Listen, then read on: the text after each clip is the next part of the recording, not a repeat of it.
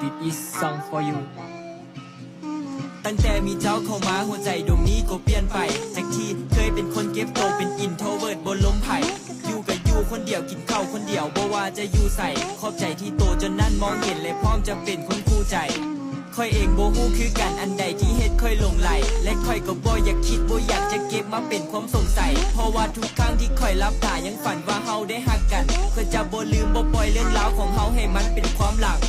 ความฝันที่ค่อยได้วาดไว้มันคงบ่มีไผคาดได้ถึงว่าเป็นฝันเล็กๆแต่อาจจะมีเจ้าอยู่ก็เป็นได้ขอเพียงตัวเจ้าฮักแค่ตัวค่อยก็พร้อมจะรักษาจะบ่โยนหัวใจเจ้าทิ่มคือกับค่อยนั่นโยนพักป่า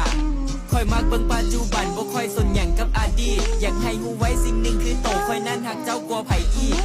ค่อยบ่โฟกัสว่าเจ้าจะเจออย่างมาหรือว่าเคยคบไผเพราะสิ่งเหล่านั้นมันบ่มีผลกระแทกกระเทือนกระทบใจตอนนั้นค่อยโคตรเย็นซาบ่มีเวลาตอบแชทไผแต่พอฮักโตเจ้านั้นขึ้นมาเรื่องที่ค่อยค้าก็หมดไปยกใจให้เจ้าคนเดียวเพราะเจ้าพิเศษกว่าคนอื่นความรู้สึกที่มันขาดหายก็แม่นเจ้าเองเป็นคนเติมคนอื่นจะคิดจังใดก็ปล่อยให้พวกเขาคิดกันถ้าค่อยบอกฮักพันเพลงคือฮักแท้ๆแล้วบ่ได้ปิดบังตื่นนอนขึ้นมาจากเทื่อมีแต่ภาพเจ้าที่ติดฝันค่อยจะเฮ็ดให้ตัวเจ้าฮู้ว่าได้ฮักกับค่อยแล้วจะบ่ผิดหวังถึงเพลงนี้บ่ได้ดังขอแค่ตัวเจ้าเข้ามาฟังสิ่งที่อยากให้เจ้าจื้อและจำว่าฮักกับค่อยบ่มีวันเสียใจฮับห้องได้เลยเอาใจคงค่อยเป็นปากกันใจเฮ็ดให้เสียใจได้แนวใดพอเจ้าประเก่งประกายดังพระจันทร์ค่อยหลงจมปากเจ้าหลายคือคนถึกของถึกกัทา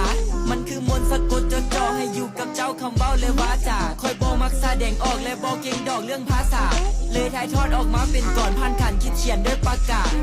อยากให้ฮู้ไว้สิ่งหนึ่งคือเพลงนี้เขียนออกจากใจ